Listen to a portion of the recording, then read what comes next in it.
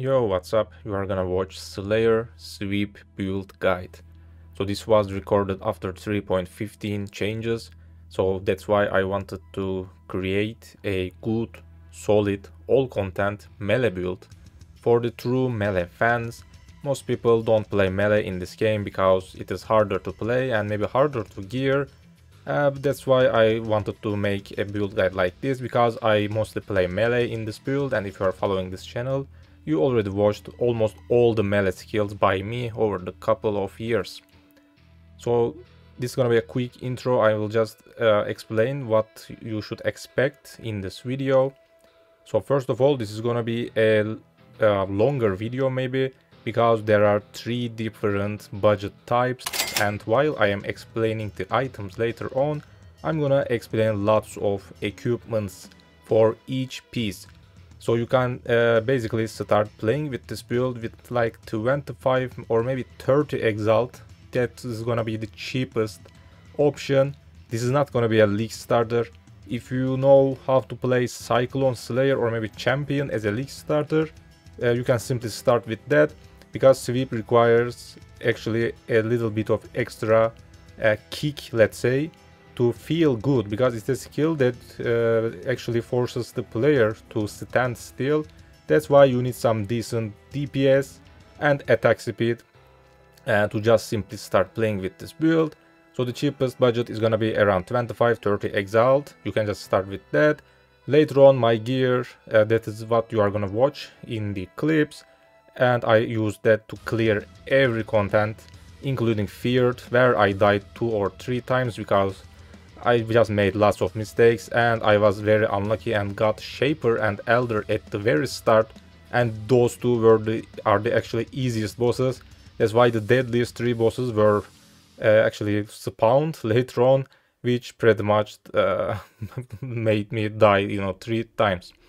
That's the second budget option, which I spent around 120 Exalt, I believe, in Expedition League, and the league is also dead in Expedition, so maybe you can do it with a little cheaper gear. So let's say 100 Exalt of budget, and the final version is a theory craft, but it is in the path of building, which has ridiculous amount of DPS, costs hundreds of Exalt. So if you are kind of that Exile who wants to push a build to its maximum limits, that's what you want to follow. So everything is going to be in the path of building. I will obviously explain everything after the boss clips as usual. So don't forget to subscribe, maybe join my Discord if you want to chat with me and other players, or you can also simply support the channel by subscribing, liking my videos, or you can also become a Patreon member for only like a couple of dollars, the cheapest packages, and thanks for that to anyone who does. So let's just start with the boss clips, and I will be back later explaining everything you need to know about this build.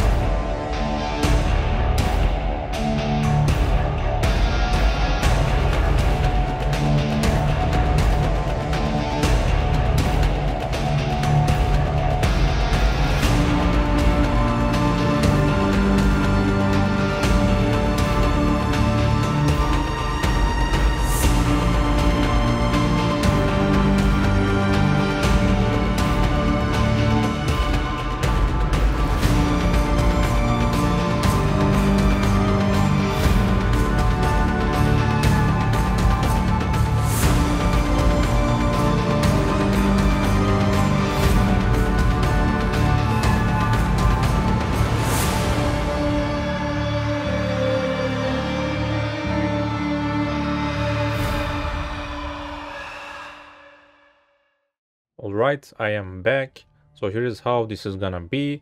First of all, I will just explain the build's mechanics maybe and explain why I picked Slayer.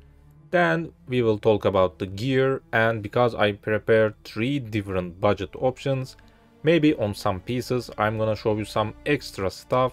So that's why I highly suggest you to check timestamps if you have any confusions about a single gear piece. So there are going to be lots of timestamps for each piece, every kind of section that is going to be in this video. Later on, we are going to check path of building. That's where I'm going to show you the talent tree, the gems, pantheons, and any customizations, configurations that you need to look out for in path of building. So let's start with the skill and the mechanics, what we are focusing on our gear. So the things you need to know. Let's just start with the basics first.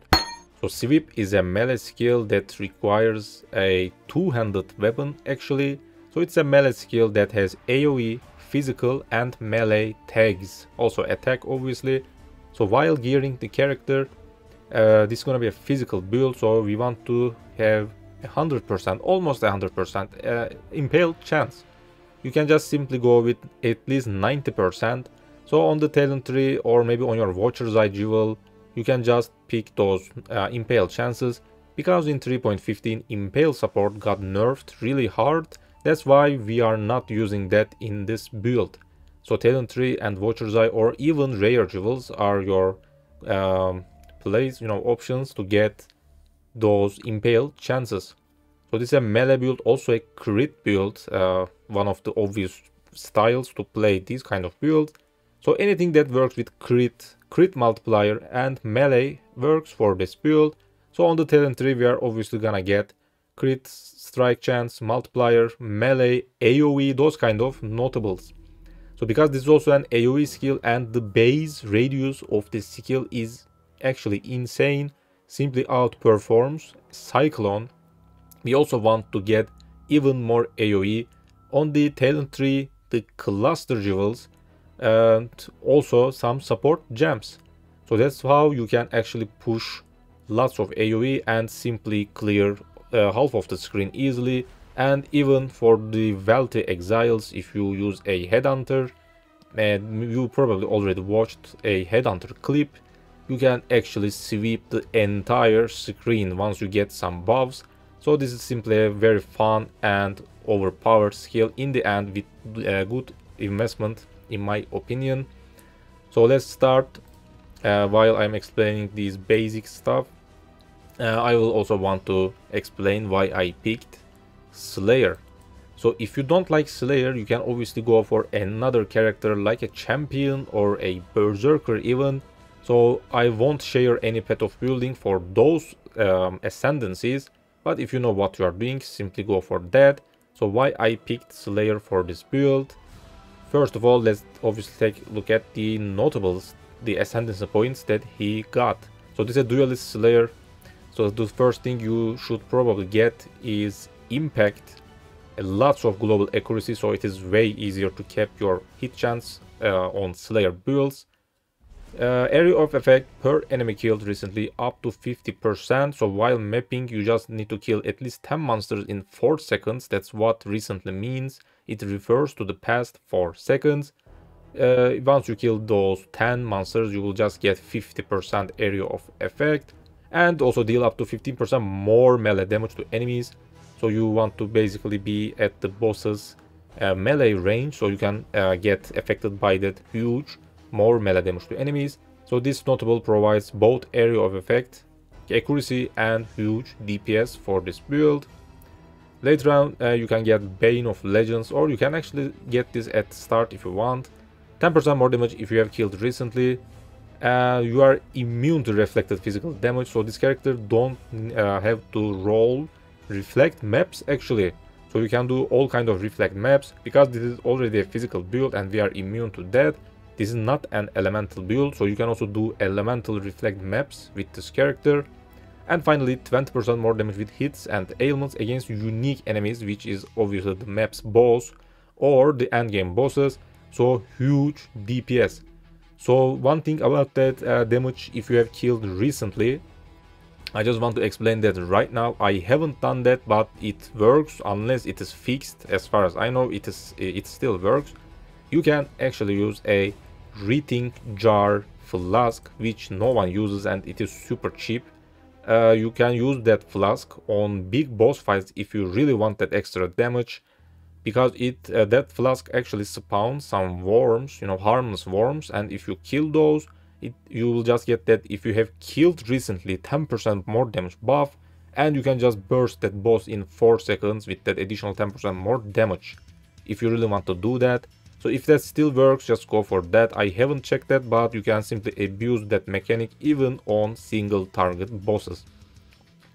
Later on, Brutal Fervor, maximum recovery per life leech. Life leech effects are not removed when unreserved life is filled, and also some reduced damage taken while leeching.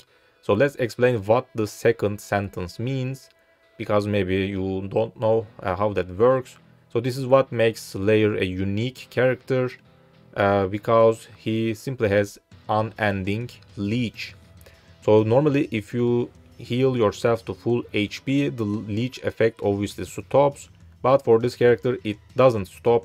So you can actually get benefit from some, especially some cluster jewel notables, which can make your character even more powerful if you invest on those, you know, in those. So the most obvious examples are Feed the Fury and Fuel the Fight cluster jewel notables. So lots of damage and attack speed while leeching. So this character actually gets benefit from those leeching effects. There is actually another bonus on glows. So if you use a rare glow, you can just craft damage while leeching, or on your amulet, which is going to be a rare amulet. So you can also craft damage while leeching as a prefix. So these kind of leeching bonuses are going to be up all the time because you are a Slayer, because life leech effects are not removed even if you are on full health. So this is how to abuse the DPS of Slayer. So later on you should definitely invest on those pieces that I just mentioned right now. And finally, Endless Hunger. Again, more overleech stuff. Cannot be stunned, attack speed, and unaffected by bleeding while leeching. So this character is stun immune without doing anything special. You just need to attack once, and once you keep attacking in 4 seconds, you're just gonna have that leech effect. By the way, I'm not sure about 4 seconds. I thought that it is recently, but it doesn't say anything about that. I'm just checking right now in the Path of Building, but I have no idea how many seconds leech lasts. So maybe it is more than 4 seconds or not. I really don't know because it doesn't say. If you know anything about that, maybe you can make a comment in the down below. All right. So yeah, it isn't important. Just attack the target and you are stun immune instantly and get those huge overleech effects from your items and Slayer. So one last thing about this notable: unaffected by bleeding doesn't mean that you are unaffected by corrupted blood, because in 3.15 corrupted blood is no longer a bleeding effect. It is a separate, unique damage, physical damage over time effect. So you definitely want to get a corrupted rare jewel in the end that has a corrupted blood immunity implicit. So that way you can be immune to bleed thanks to Slayer's Endless Hunger, and also corrupted blood immune thanks to the rare jewel. So you are just gonna be immune to all kind of physical overtime degeneration effects. And that's pretty much it about Slayer. Let's just continue with the gear section. That's gonna be a longer section. So in the gear section, again, as I mentioned earlier, I'm gonna explain maybe a couple of pieces on every gear piece depending on the budget. So first of all, if you want to play this build with a lower budget, I highly recommend you to get at least 30 Exalt and start playing with that. That is how I prepared the low budget equipment and talent tree. So the weapon you want to use on a lower budget is a Terminus Est sword. So this is also how you play Cyclone at league starts. So you can actually also start playing as a Cyclone, again with the same sword, and maybe farm that let's say 70 Exalt, maybe 80 Exalt if you want to really kill everything instantly, and then transition into the stuff version. So that's why you can just start playing with the Terminus S at early league, because this weapon has so much attack speed and crit strike chance, which actually covers the loss of the DPS, because this weapon has something like 400 DPS.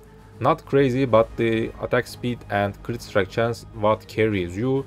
And another important thing, gain a frenzy charge on crit strike, so you can even generate frenzy charges on crit strike, which is gonna be super fast while killing a boss. So make sure you check those frenzy charges on the configuration, on configuration in the path of building, so you can actually calculate your own DPS. But later on, once you want to go for that high budget option, you obviously want to use stuff. In my opinion, stuffs after the 3.15 are the best two-handed weapons that you can use, because they have such good stats, a lot of DPS, crit strike chance, decent attack speed, and also stuffs have good implicits. So I highly recommend you to use judgment stuffs actually, because they have block spell damage, and spells are actually more deadlier to attack builds in this game. But obviously, if you can afford something else, just go for another stuff base. But I highly recommend you to play with a judgment stuff in the end for that extra spell protection. So for the rare stuff, you obviously want highest physical DPS as possible, so you can just start playing with a 600 physical DPS stuff, which is fairly cheap, only like a couple of Exalt. But later on start pushing that DPS and get something that has more than 800 or maybe even 900 or 1k DPS. Alright, just push whatever you want, you know, depending on your investment budget, depending on what kind of player you are. So other stats are obviously crit strike chance and attack speed, so make sure that those are on your stuff if you want a decent one. And that's pretty much it. Just search for that physical DPS and type some crit strike chance, and that's it. Because crit strike chance actually doesn't affect the weapon's DPS, so if you type something like 800 DPS, physical DPS, you will maybe find something with no crit modifier on it, you know, because that can actually happen. So make sure you also type that crit strike chance, so you can actually get a better stuff in the end. And another stuff option is actually a Cane of Kulemak, because this is actually a cheaper option, let's say, but sometimes they are more expensive because someone makes a build with that, and that actually happened in Expedition League. I just made a couple of weeks ago a Bone Shatter Juggernaut build, and the 5 Exalt or 10 Exalt worth of Kulemaks were like 40 Exalt after a couple of days because of me. So that happens if maybe someone else makes a video. So if Cane of Kulemak is cheap, alright, just go for that at the league start. Maybe try to snipe for one, because that is actually a drop from Katarina, so that's not gonna be a common drop. So maybe if you can just snipe for one after a couple of weeks, once you have the 30-40 Exalt to start this build, maybe you can also start playing with that, because Kulemaks also have some decent DPS and can also get some crazy double damage modifiers. So try to get a Kulemak maybe with lots of physical DPS, some attack speed obviously, and some double damage action maybe. So if you can afford or find one, you can start with that. After that, obviously, eventually get a judgment stuff. So these were the weapons. We are just gonna continue with the next piece. Let's take a look at the helmet. So first of all, at early league, if you don't care about dying, maybe you can even use an Abyssus. I haven't used that. None of the clips had Abyssus. You don't need that on this kind of build, but you can just go for that if you really want that extra DPS, or maybe if your gear is not good enough, if you don't care about dying, because this helmet actually has a handicap, which is increased physical damage taken. But because armor is also gonna be easier to get after 3.16, this character already has some good physical mitigation. Maybe that won't be that of an issue after 3.16, so you can just start with this helmet if you really want that extra DPS, because this helmet provides lots of physical damage to attacks and huge crit multiplier. But obviously I haven't used this, so the thing that you want to use on these kind of attack builds are a rare helmet, obviously an armor or maybe evasion base, that can also be good, or a hybrid base with armor and evasion. That's what you want as a base for a rare helmet. After that, For the lower budget, obviously go for life and resistances, not much else to, you know, put. Maybe some accuracy, but later on, once you start to invest more, you just need at least, so let's just explain that, and a helmet with at least 85 item level, because on those helmets you can actually get, obviously it also needs to be an elder base item, all right? So a 85 item level minimum, elder based, armor, evasion, whatever helmet, all right? We don't want energy shield on this build at all, because it is pretty much useless. So on these elder helmets you can just craft nearby enemies take 9% increased physical damage, which is actually a more damage multiplier. That's why this is gonna actually let you get millions of DPS once you have some good gear. So this is a very important modifier. So here is how to craft this helmet. So while buying the helmet, obviously you also want to search for a helmet enchant, because enchants actually cannot disappear once you know, craft the helmet. Even though if you use a orb of scouring to delete the item, the enchant is still gonna be on that item. So first of all, buy a helmet with at least 85 item level, with blood and sand has 40% increased buff effect. That is the best enchant for this kind of build, because blood and sand is a buff that actually provides area of effect and also more damage depending on the stance. And this helm enchant is actually gonna affect both of that. So you are gonna have better map clear thanks to that additional AoE, and also more damage on blood stance thanks to again the same enchant. So after that, again make sure that your helmet is at least 85 item level and elder based. If you actually find another helmet with another influence on the market, maybe you can get harvest craft from other players and use convert the, you know, influence to another influence and try to get elder one. If you cannot find any helmet on the market, all right, that is what I am explaining this right now. But normally you can find elder bases pretty easy after a couple of weeks into the new league, because most people start doing labyrinths. So you want to use jagged fossil and pristine fossil on a 2-socket resonator. So pristine forces the item to have more life modifiers. You obviously want life, and jagged has actually physical tag, physical modifier tag, because nearby enemies take 9% physical damage, actually has physical tag. That's why you want to use a pristine plus jagged on a 2-socket resonator, so you can actually get a helmet like this. In the end, if you want to go crazy, I was bored, that's why I used this, a 3rd fossil to also have an abyss socket. So you don't need this, that is what I use to have some fun, you know. So you can also do that in the end as a 3-socket maybe resonator, or even go for 4 sockets if you are really crazy, you know. You can also do that. So an abyss socket maybe to also min-max more of your character. That's gonna be pretty much it about the helmet. Moving on to the body armor. So at a lower budget, let's just take a look at the examples that I'm gonna show you. So maybe a belly of the beast if you really need that extra HP, which I don't recommend that much unless you are at the league start. Maybe you are playing as a cyclone first, as I explained at the start, because I honestly don't recommend you to play as sweep with very low investment, because that will feel bad. A cyclone is actually better as a low budget option. So you can just go for a belly of the beast if you are doing that. But if you want to start this build with the recommended budget, which is like at least 25 Exile or maybe 30 Exile, I highly recommend you to get a lore weave chest, because this is a very cheap chest actually. Obviously if you want to push the stats, it can get expensive, but normally this is a very cheap body armor. This provides good physical damage to attacks, attributes, global crit strike chance, some life, and another important stat is your maximum resistances are 78. That's the maximum roll actually. So while buying this chest piece, you should definitely get one with that has 78 resistances. So that's the maximum roll. So that means that your normal resistances are 75 if you don't do anything. So you can actually get 78, which is gonna make you tankier against elemental damage, which is actually very good. So your character actually becomes tankier. Because this is also an armor and inner shield chest, it is easy to color because the colors we are using are mostly reds and some blues actually. On the sword version we also use one green, so it is actually easy to color this chest because it also provides lots of DPS. So this is a good chest in the end for a lower budget.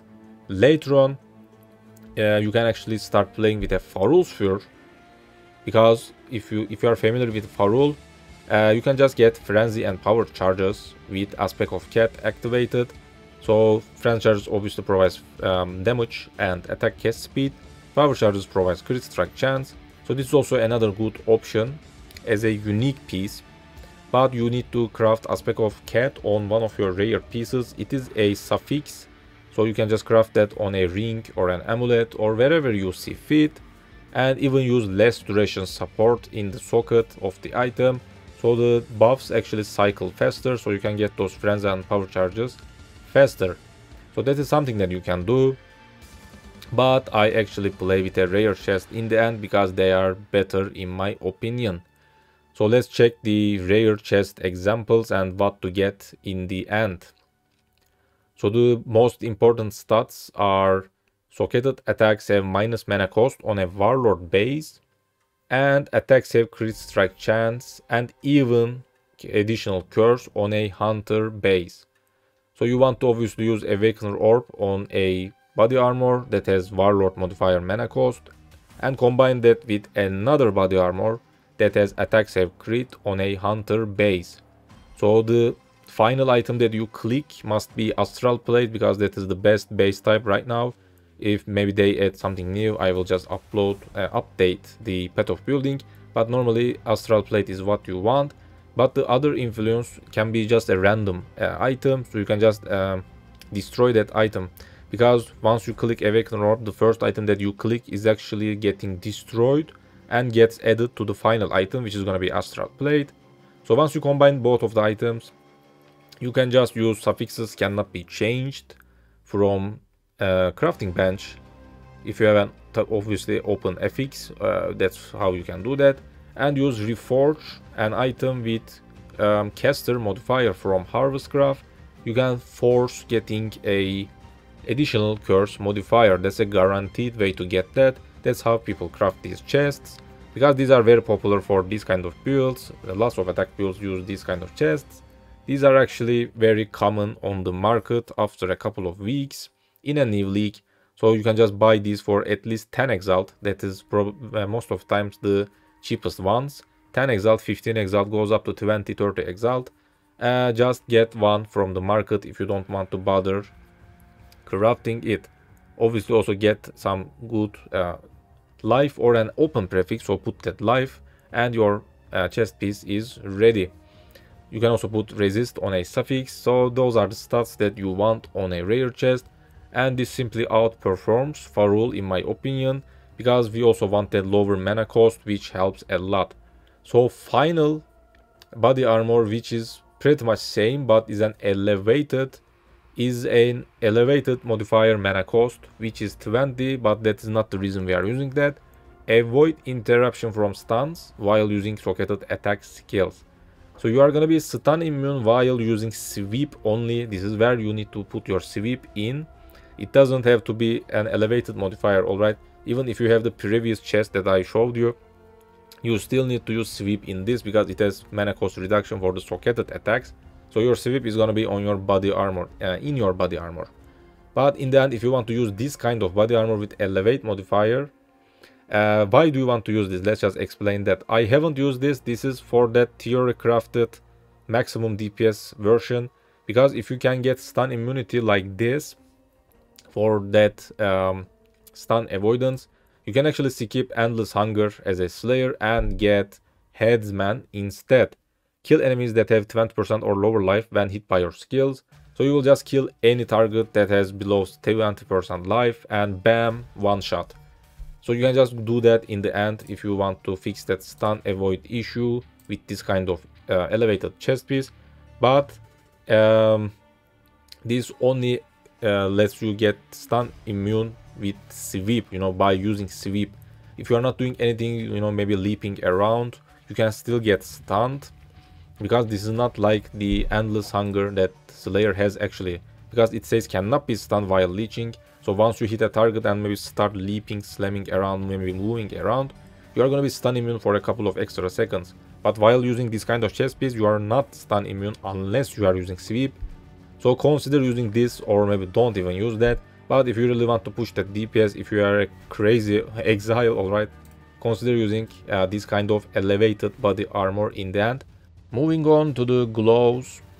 So with lower budget, I actually most of times recommend people to use Tomb Fist gloves because they are very cheap and easy to acquire, even at league start.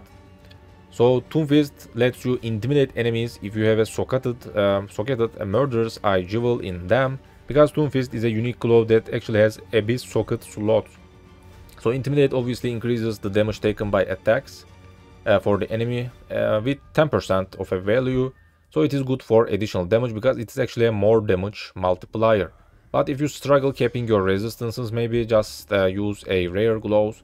Spike gloves are good because they have melee damage as an implicit.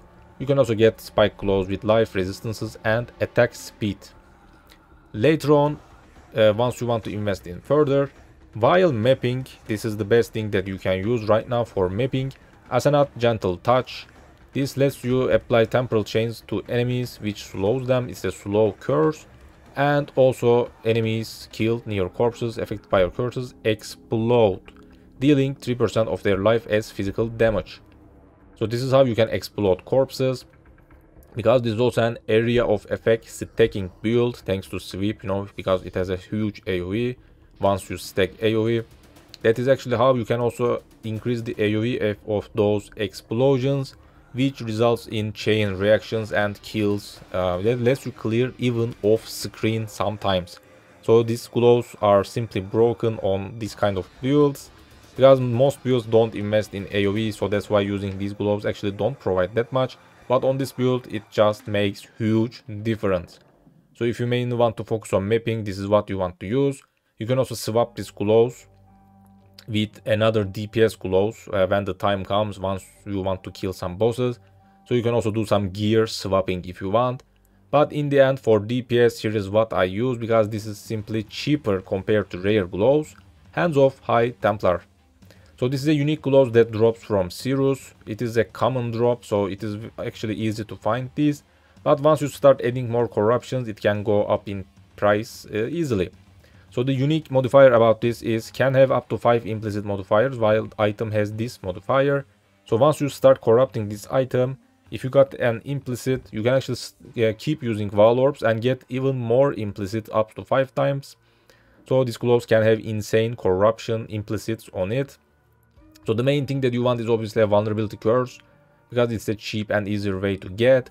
If you don't have vulnerability curse gloves like this, you can just get vulnerability curse on a ring instead. So once you are at a lower budget, you can just simply go with a vulnerability ring, alright? After that, the other good implicits are attack speed.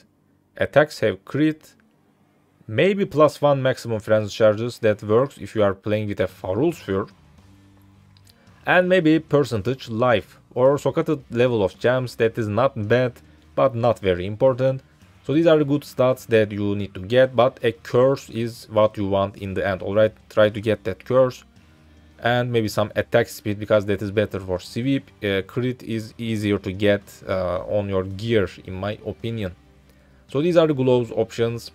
You can also use insane rare gloves if you know what you are doing in this game. I'm not going to even show any examples because they are going to be super expensive. But there are actually lots of crazy stuff happening on rare gloves. But they are going to be super expensive. That's why I'm not going to recommend any of those. I'm not going to even show them. If you know what you are doing, just go for a rare gloves instead in the end. Boots. Obvious choices are going to be absolutely Tailwind at least. Because again, this is gonna be even the low budget is like at least 20-30 Exalt. You should expect to get a Tailwind boots, alright, to start maybe feel good. Because sweep is a skill that requires you to stand still. You definitely need that extra attack speed. That's why Tailwind is what you want. They are on hunter bases. Tailwind just provides action speed, which means attack speed, movement speed, and even more stuff, but they are the most important bonuses for this build. If you have dealt a crit strike recently, so your character is actually gonna become faster. Other stats are obviously, because this is a good movement speed, life, and some resistances. For the enchant, you can get attack and cast speed if you have killed recently for even more attack speed while mapping. And if you also use that Reading Jar Flask, you can also get that attack speed bonus even on a boss fight. Other enchants, maybe you can get regeneration of life if you have taken a damage, or maybe movement speed if you really want, but attack speed is probably better because that makes some difference, especially in maps. I'm gonna show you one more boot, but Elusive is also getting reworked in 3.16, so maybe these boots are not gonna be that good after that. So here is another example. I will just show you that, but again, maybe this won't be good after 3.16, so be careful about the changes.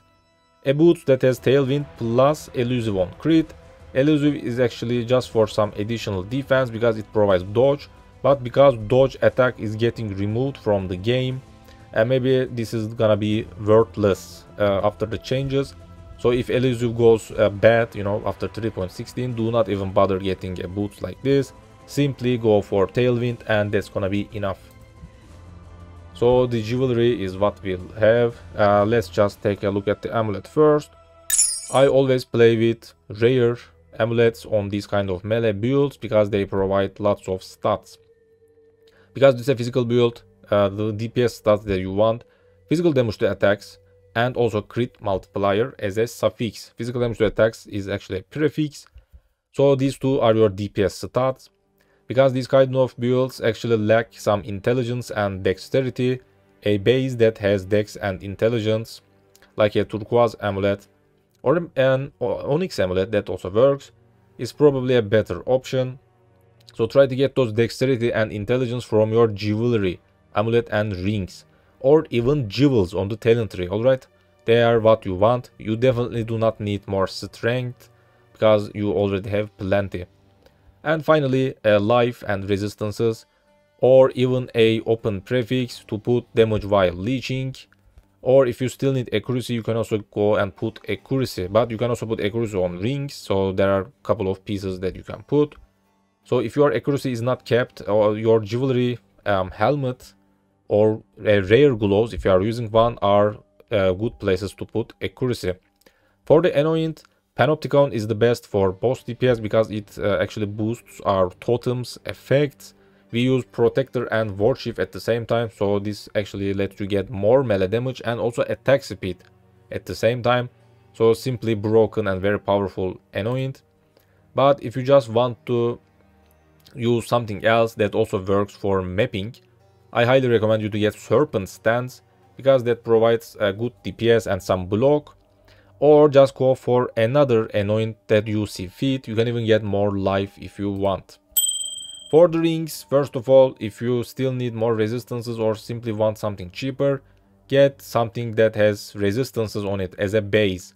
If you don't need resistances, if you fix those, if you have good investment, just go for steel rings because this is a physical attack build. That means that you can get lots of physical damage to attacks because steel rings simply provide that. Other stats are obviously resistances and life. More physical damage to attacks because it is again a prefix. So even combining with the implicit, the rings can actually provide huge flat physical. If you still need intelligence or dexterity, you also need to put those on your rings maybe. And that's pretty much it. If you also maybe have some mana problems, if you don't have your body armor yet, also try to craft non-channel skills have minus mana cost as a prefix. That's what you can do on your jewelry. You can craft those on amulet and rings. You can even use a replica Conquerors efficiency unique jewel to have even more mana cost reduction. So make sure you fix that mana issue if you still need to lower your mana. And let's also talk about the curses because that is what you should also put on your rings. Again, if you don't have Hands of High Templar yet or another curse gloves, make sure your gloves actually provide vulnerability because we are also playing with an astral plate that has apply additional curse. If you don't have a chest that provides apply additional curse, that means that you can only play with one curse. So Assassin Mark normally outperforms vulnerability, so unless you have huge crit from somewhere else, you should probably use a ring with Assassin Mark. But if you have that kind of chest piece, that means that you can use two curses at the same time, so you need Assassin Mark plus vulnerability. If you have a high Templar glows, obviously you can get vulnerability on that. If you don't have that, make sure you also get a ring with vulnerability. So those are the curses that you want, and that's about the rings. And the final piece, belt. Rice Latte Coil, hands down the best thing that you can use on a physical attack build. This is best in slot, provides huge DPS, more maximum physical attack damage, less minimum physical attack damage. So what does this mean and how to buy this, what to look out for while buying this belt? So you want a belt that has the highest, more maximum physical attack damage roll and the lowest, less minimum physical attack damage. Because that less minimum physical attack damage actually lowers your minimum hits DPS. But the more maximum actually increases the maximum hits DPS. So in this game actually most damage types have a damage range. Sometimes you hit a target for 5 million, sometimes you hit a target for 6 million. Because there are different damage numbers happening on your skill. So if you manage to get that 6 million, that highest, maximum damage, they are gonna be actually 48% or whatever the percentage is on your belt higher. But if you manage to get that lower rolls, like that 5 million hits, they are gonna be less actually. So something like maybe 4 million, blah blah blah. But the maximum is gonna be way higher if you score those big maximum hits. So this belt in the end is actually a little RNG, but if you get lucky with those high hits, you can actually kill bosses easier. If you think that you have enough DPS, you can just go for a regular belt. A Stygian vise is obviously your best choice because it also has an abyss socket. You can even use a hunter influenced belt for additional life. So a belt that has maximum life, increased maximum life and resistances at the same time can actually also better if you think your DPS is enough. Or for the wealthy exiles and who wants to farm maps a lot, a headhunter in the end is your best choice because it is simply broken for endgame juiced map farming. These were all the gear. Now we are gonna take a look at the talent tree, and that's where we are gonna check path of building, because I can just show you all the gems and jewels and what you want to know in the talent tree easier. So let's take a look at the flasks first. Because this is a crit build, a diamond flask, because it provides crit strike chance. That is what I recommend you to use all the time. If you have the craft from June or just get help from someone else, you can put even more crit strike chance as a craft modifier, and even use the new orbs that got introduced in 3.15 to have increased effect. But these kind of modifiers actually not that good for mapping, because it also says gain no charges during flask effect, so while mapping you will run out of those charges. So those kind of orbs actually let you get more DPS for boss fights. So maybe consider using two separate sets of flasks. This actually applies for almost all the builds in the game, so nothing special for this build actually. So use two separate sets of flasks if you want. And once you start farming bosses, kill Uber Elder, Sirus, those kind of boss, just switch your flask from your stash and get those effect flasks actually, so you can even get more boss DPS. That is how to min-max your DPS actually. So that's something that you should definitely check if you really want. If you need some immunities, obviously put that while mapping. This is your DPS, boss DPS flask actually. Because this character is not immune to freeze, you should definitely put that on your diamond flask or maybe silver flask, because they are our magic flasks in the end. So silver flask is good for onslaught. Onslaught means attack and movement speed, which is very good, but you can maybe skip this for a defensive flask in the end. Apart from freeze, you also want to use a curse immunity flask, which should be your diamond flask, or just put freeze on diamond and put curse on silver. Alright, your flasks must have those, but once you start killing bosses, curse immunity is useless. That's why a diamond flask with this crit modifier is actually better in the end. So for the unique flasks, obviously Lion's Roar, it's an armor, a granite flask, so which is good for this build because this is mostly an armor build for mitigation.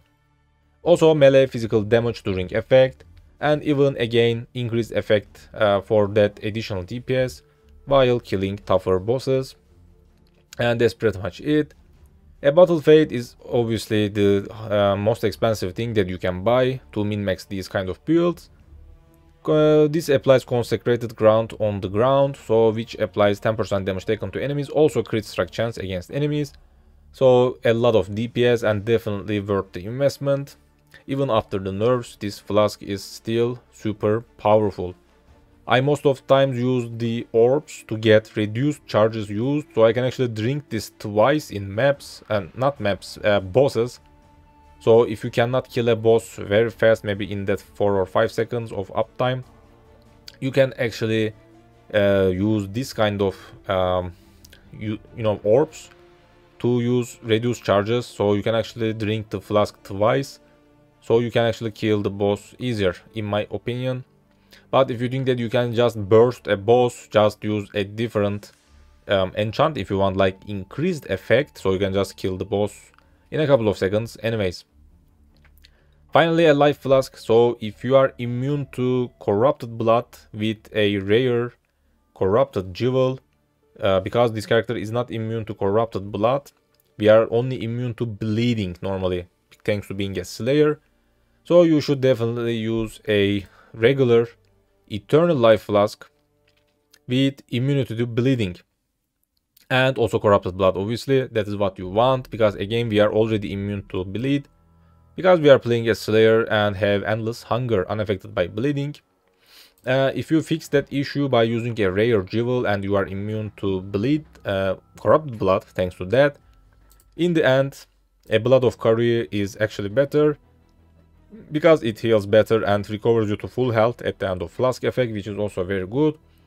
That also works very well in Maven fight. If you get hit by the laser that's spinning around in the room, especially in the final phase, because that actually blocks your healing, and even if you get hit by that, if you use a blood of Curry, after like 4 seconds you are gonna get recovered to full health, even though if you have that debuff on you. So this flask is overall very good for more healing and also works exceptionally in Maven combat.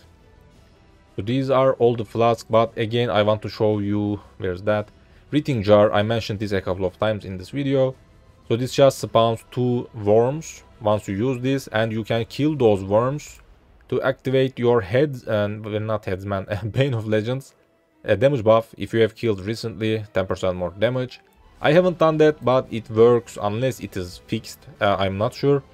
That's how most people play this, to push their DPS on Slayer builds.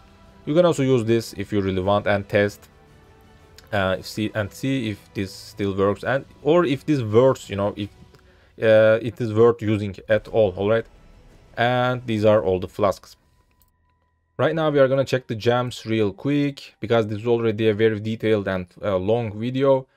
I'm just gonna go over the gems quick. So if you are playing with a low budget sword version with Terminus S, this is the gems that you want to follow, because they are cheaper, and we are also using close combat, which is a gem that is actually can only be used with axes or swords. So while playing with a staff you cannot use this gem, so this is a different setup for lower budget with a sword. Alright, but in the end, if you want to play with a staff, that's how I played. These are the gems that you need to follow. We are gem swapping with area of effect and concentrated effect on tough bosses, because once you have good gear you have very good DPS. So an increased area of effect actually lets you have more clear speed while mapping. That's how I play in the maps actually, and even made the mistake to use these on most of the bosses at the start of the video. You just watch those. So actually once you have good gear, it doesn't matter if you use area of effect or concentrated effect. So you can just actually kill bosses easier anyways. So sweep, obviously melee physical damage because it's a melee build. Awakened once you can afford it. Same thing goes for brutality, more physical damage, and awakened actually is better in the end because it provides additional physical damage once you level it. Multi-strike, so you can just repeat the attack for 2 additional times. In my opinion, Awakened multi-strike doesn't even work, because this build doesn't have super attack speed. It is not bad, 9 attacks per second is not bad, but compared to a strike skill which can attack at least 10 times in a second, this is not super fast actually sweep. That's why I'm using a normal multi-strike, not even Awakened. You can just skip that, no need for that, but the divergent one is actually better because it provides additional attack speed. That's what you want to get in the end. Crit damage, this gem actually got buffed in 3.15, so in a very good spot right now. That's why I use this. And finally, area of effect swapped to concentrate effect on tough bosses. You can also use pulverize if you want, because that provides area of effect and more melee damage, but lowers your attack speed. I don't like to be slow while playing sweep, that's why I am not using this. But if you for some reason want that extra area, this is a good gem. If you still don't have a fortify, a way to generate fortify, let's say, you can also use fortify support, but I'm gonna show how to get fortify once we check the jewels, and you will understand better. In the end, you don't need this because you can actually generate fortify automatically thanks to a cluster jewel actually. So that's pretty much it. Let's talk about the buffs. So your sweep needs to be in your body armor, because if you use a similar body armor, you will have minus mana cost in that. That's why you want to use sweep in that. If you use a different chest piece, you can just use sweep on your weapon instead. You can just go for that, unless you have that modifier on your chest piece. So the other 6 link is gonna be your buff setup, because we also want to use Enlighten to lower the mana costs. So Pride, for that more physical damage, straightforward. This is how to play these kind of melee physical builds. Flesh and Stone, nearby enemies are maimed in blood stance, and enemies maimed by this skill take increased physical damage. So while in maps you want to be in sand stance, that's the yellow brown color stance, you can just check it on the top left of your screen in the buff section. So if you are in sand stance, you actually blind nearby enemies, which is actually getting removed, I believe, or getting nerfed in 3.16, because blind is actually getting a little rework, but you also take less damage from attacks from enemies that aren't nearby. So Flesh and Stone is still powerful for some mitigation and even provide damage in blood stance, so we are gonna keep using that. You can use a divergent one if you want, because it provides additional damage if you have changed stance recently. So make sure you change the stance once you start attacking the boss, so you can actually get that 20% damage for 4 seconds. And we also use Blood and Sand, again another stance skill. So if you press any of these, Blood and Stance or Flesh and Stone, actually they both get changed, the stances. So again, in Sand Stance, this provides this time area of effect, which helps you clear maps faster. In Blood Stance, more damage. So once you attack a boss, just press one of these. Make sure one of these are on your first page of the keybinds, I usually put it on my R button, that is where I am comfortable with. Just press Blood and Sand or Flesh and Stone, just put one of those on that key button or wherever you see fit. Keybind, yeah. And press it to go for Blood Stance. Bam, more area damage. Bam, enemies maimed by this skill take increased physical damage. Lots of DPS in Blood Stance. Let's just also check that here. As you can see with my current gear, 75 million damage. With Sand Stance, bam. As you can just see how ridiculous damage these two stances provide. So going for Blood Stance is super important in boss fights. Dread Banner, Impale chance, Impale effect, nothing to explain. If you really want that additional Impale chance, if you don't have 100%, Divergent one is obviously better. My character had 98%, so that's why I am using Divergent. And finally, Precision. You can skip Precision if you have mana problems. If you have a 3 level Enlighten, alright, Precision is not necessary, but you need to cap your hit chance from somewhere else if you do that. Or maybe get rid of Flesh and Stone if you are really struggling with the mana. because other buffs are pretty much a must. You know, Impale chance from Dread Banner, Blood and Sand provides area of effect and also damage. Pride, huge DPS. So skip Flesh and Stone unless you fix that mana issue, or skip Precision if your hit chance is already capped, alright? And once you get level 4 Enlighten and level your character, these are the buffs that you want to use. But we still don't level Precision to level 20 because we have a little mana left. You can maybe go for a lower level of Precision if this mana is better for your character depending on your mana cost. So make sure you don't over level your Precision, alright? This is how I played. Mine was line level, but yours can be a lower level, alright? Or again, skip Precision entirely if you want, and get another ring or amulet that provides accuracy so you can actually cap your hit chance. Totem setup. This is you should use those on bosses, map boss or any end game boss. While mapping, do not even use these. Just use these on maps boss, alright? That's the only where you should actually use these. Or maybe some essence monster, I don't know, beyond boss, whatever, any tough boss, alright, against any tough boss. But most of times you don't need this while mapping. While Ancestral Warchief, more melee damage while totem is active. With Val, even more melee, you know, additional more melee. Because Val also has +1 maximum number of summon totems. So normally you can summon only one totem. But if you use a Val Ancestral Warchief, because that already has a +1 number of summon totems, you can actually use this at the same time with an Ancestral Protector. We are using Phantasmal once you can afford one because it has buff effect. That is very important. Ancestral Protector provides more attack speed, which is ridiculous. Let's just check the damage it provides. This is simply broken, you know. Just check this. This is broken. I still don't know why they don't nerf this. Please don't nerf this, but hey, this is simply broken, alright? I'm not gonna get surprised if they really nerf this. Even Phantasmal provides additional, you know, simply broken in my opinion. That's pretty much it about the totems. If you use also a multiple totem support, you can also use these combination, alright? If you don't have a Val ready, you can just use like this, normal worship plus protectors, because multiple totems actually has maximum totem limit. But once you have Val ready, just use that, because Val and normal worship do not stack. You just need to use one of those and one of protector. So if you have a Val ready, you should use Val plus protector, and that's enough. If you don't have Val ready, you should use normal plus protector, alright? That is how to play. So you're just using a multiple totem just to be safe, unless I don't have Val ready.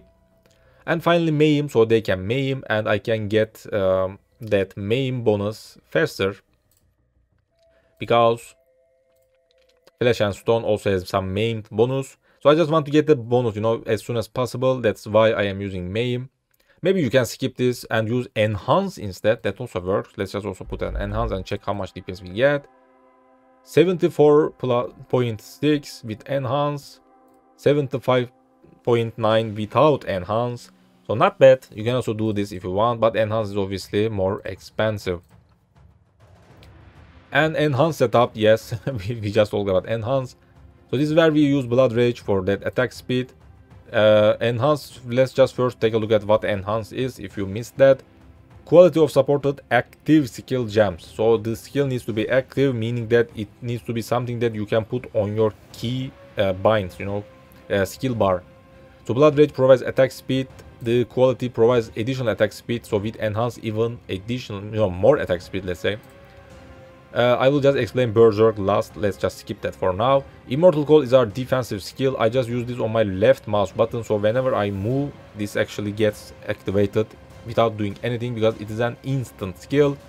So that is how I use Immortal Call. You can also use cast when damage taken level 1 and use Immortal Call level 1, but you need an open slot somehow. I couldn't do that, that's why this is on my left mouse button. Maybe skip enhance and do that instead.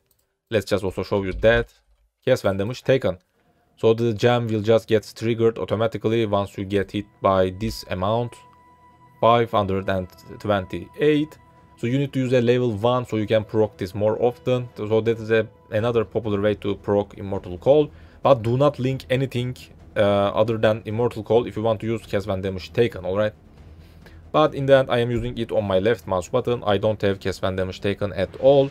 Immortal Call just provides some damage taken reduction, so I can be tankier with the quality, with the enhance, lots of duration. I'll just explain Berserk. Finally, let's just also take a look at the mobility skill. Leap Slam, I believe it is best for staff and sword builds because it is faster and you can just go above the gaps, you know. You can just jump through everywhere, you know. That's why I highly recommend you to play with Leap Slam. Faster attack, so it is faster. Life tap, so it is free. This costs life instead of mana, so you don't get run out of mana, so it is better with life tap in the end. If you are playing with sword, the low budget version, you cannot generate fortify. That's why you should use fortify on your main setup or on your leap slam. Alright, make sure you use a fortify. There is actually a note here. Fortify on leap slam if you're playing with a sword, alright. But while playing with the staff, you don't need that because we are gonna check that in the talent tree in a second. You can actually get fortify without doing anything special at all while playing with the staff. Finally, Berserk and Rage mechanic. So we have a skill called Hydra Sphere. It is a spell skill and requires intelligence, so make sure you lock it at level 1. You don't need that level. With increased duration, so it lasts longer. So how does this work? If you actually use a chain hook on this Hydra Sphere, this is a water balloon, something like that you spawn. You can actually target that with chain hook, and chain hook is a skill that actually generates rage when it hits any enemies. So it actually counts Hydra Sphere as an enemy for some reason. So you can just generate rage. So when you should do this? So first of all, you need a second weapon slot, something that you don't use. I pick Fidelitas Spike swords. They are like 1 chaos and they are super fast, more than 2 attacks per second. I use these on my second weapon slot. Alright, just check the colors later on if you want. Just use 2 of these or any fast swords or any kind of one-handed weapons, alright. But chain hook can actually be used with mace, scepter, sword or axe, so don't forget that. Do not use a dagger or something like that because that won't work. So just weapon swap before a very big boss like a guardian, maybe shaper, elder, I don't know, cortex, something that doesn't die very fast, alright. I'm not talking about a map boss, you definitely don't need to do that. So before entering the boss's arena or whatever, weapon swap, put your Hydra Sphere on the ground and just right click chain hook and just wait until you have 50 rage ready. Just check the upper left of your screen, you know. Once you have 50 rage ready, just weapon swap again, go for the boss, put your totems, activate your flasks, make sure you are on blood stance, alright. Click one of these skills, blood and sand or flesh and stone, and drink your flasks and sweep, bam bam bam, boss is dead. Also you need to press Berserk, I forgot to tell that. We are using rage, so you can use Berserk actually, because Berserk is a skill that actually consumes your rage and provides you shit ton of DPS. More damage with attacks, more attack speed, less damage taken, so simply very powerful and broken at the cost of a second weapon slot and some gem swapping, weapon swapping and chain hook action, alright, you get the idea. Just also check the clips. Maybe I will just show you right now while explaining this. That's how you generate that rage for that huge amount of DPS, so you should definitely do that while fighting tougher targets. And that's it for the gems. Yeah, we are just gonna take a look at the talent tree, and I believe that's gonna be it. Finally, talent tree. So first of all, again, there are different budgets, so depending on what you are playing with, if you are playing with the low budget sword version, this is what you need to follow. This also has only one large cluster, which is very easy to get at the league start, even at the league start. So once you get that 20-30 Exile, you can just start playing with this. The rest of the talent tree doesn't have any more clusters, so it is gonna be easier to achieve, you know. This is what I played with, more clusters, and this is the max DPS version. So I'm just gonna show you the important stuff on my gear. So we are using a Thread of Hope with medium ring, so you need to search for one with effects medium ring.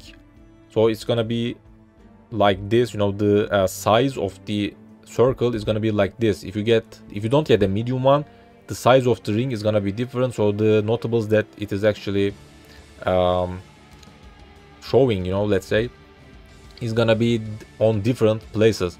So we want medium, so the blue circles are gonna be actually on this radius. All right, so you can actually get any notable or small passives, whatever, without even connecting to them. This is what this jewel is for. So what are we using? Versatile stance, damage while in blood stance, area of effect in sand stance, attack speed if you have changed stance recently. Another reason to press your stance change skill, whatever, before just attacking a boss, because again, also, where is this? Divergent blood and sand also has damage if you have changed stance recently, and also thanks to this, attack speed if you have changed stance recently. So once you click this, it provides huge amount of DPS. So make sure you change the stance at the final second before attacking the boss for more DPS. Titanic impacts, accuracy, crit strike chance, crit multiplier, nothing to explain. Disciple of Slaughter, frenzy charge minimum. So you can have that one frenzy charge all the time. This doesn't have any duration at all. So 4% more damage and attack speed all the times. +1 minimum endurance charge, so you can be tankier. Again, this is gonna be permanent. And that is pretty much it. If you really want, you can skip maybe this Thread of Hope, maybe use something else, but this is in a very good position and I really like using this actually.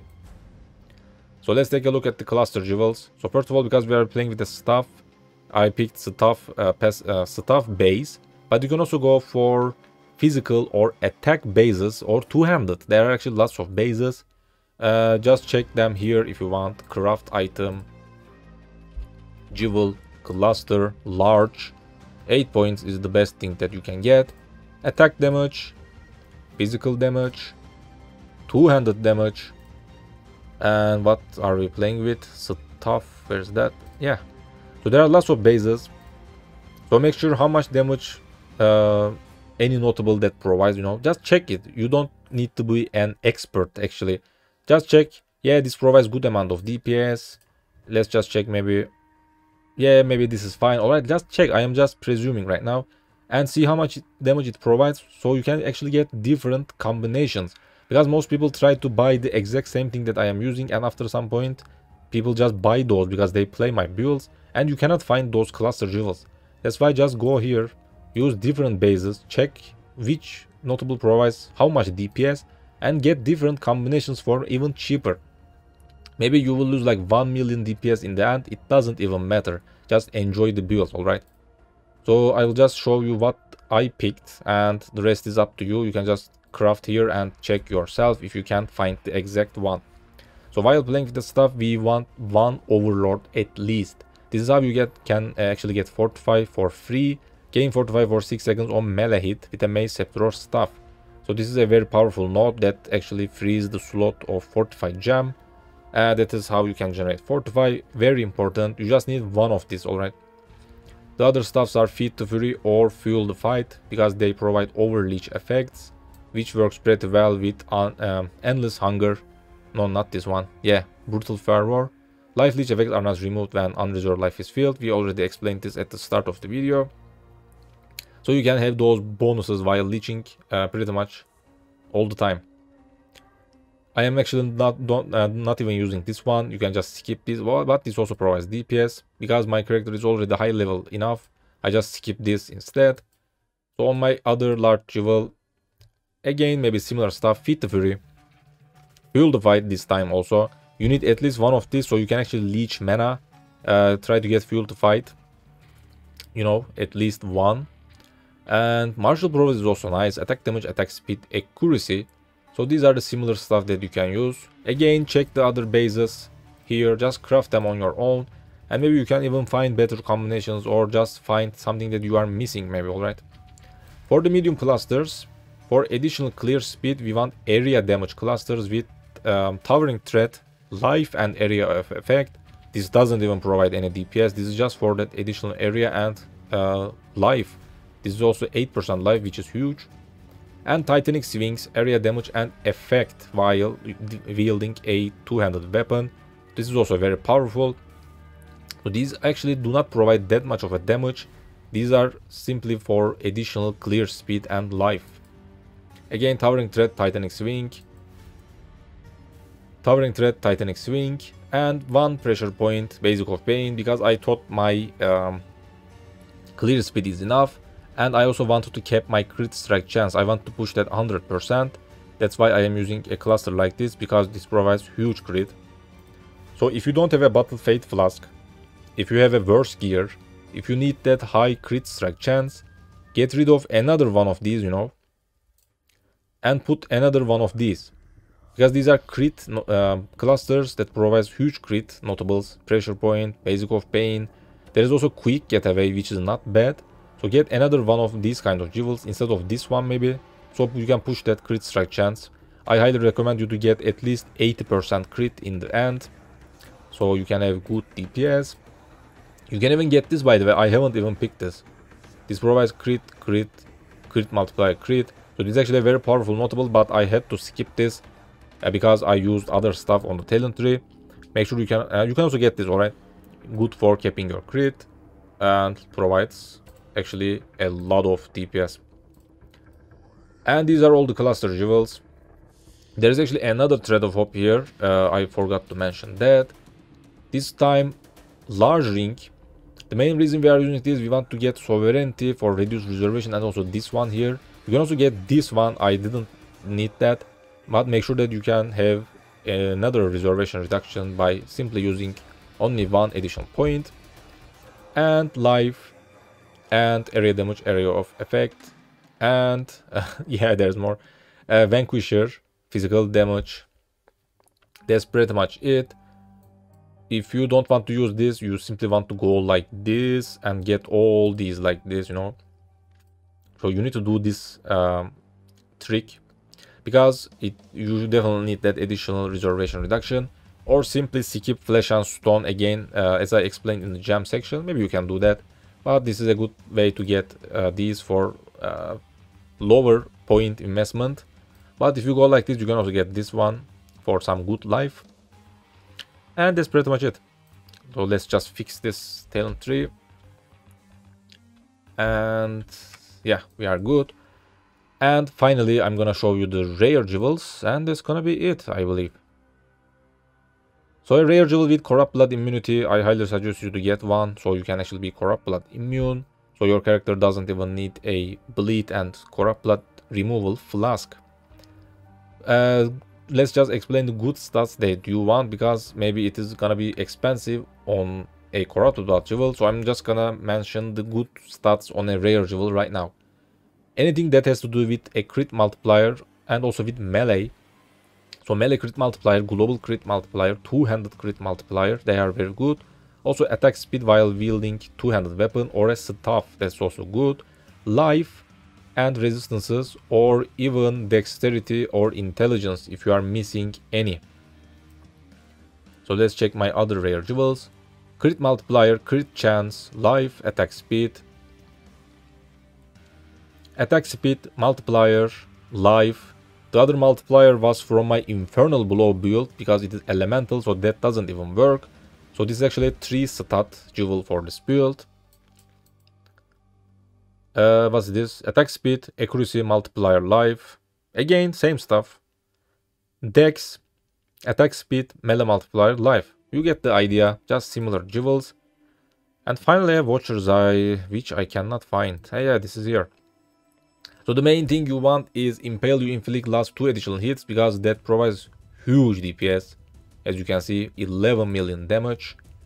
If you want to get that Intimidate, you can also get a double one with Intimidate.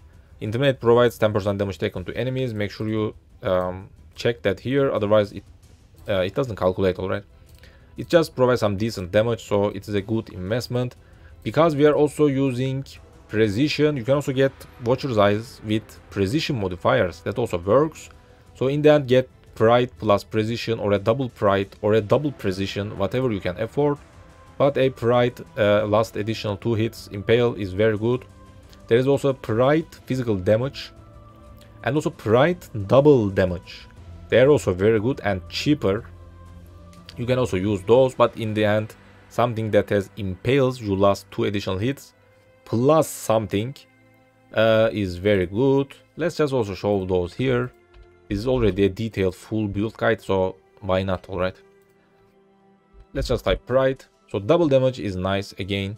Additional hits, physical damage, and intimidate. For precision, the ones that are good for this build, attack damage, attack speed, and crit multiplier. Alright, just get a good combination depending on your budget in the end, and you are good to go.